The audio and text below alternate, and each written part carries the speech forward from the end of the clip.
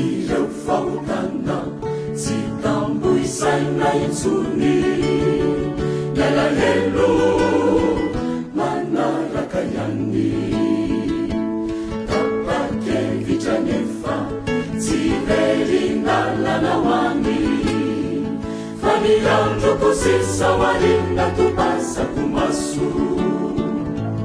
minofa miandrayanao miatratokotoko izale mondrinanianiverini ray aukao mandrakyzay le jesosio ifamirakona mirana hendrika fendoaravonany aiko mefarisiny omiankehitriny izao lefaveri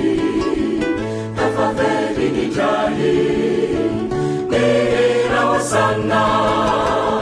amilay fiterana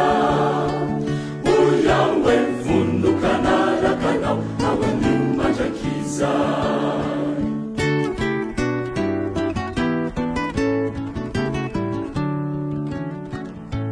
tsy manevitrakory zay fiafarako eto antany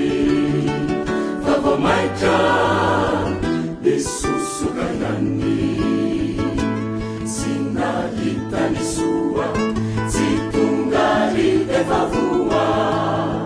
tsy nahay le safidy ny lalany zay nadefana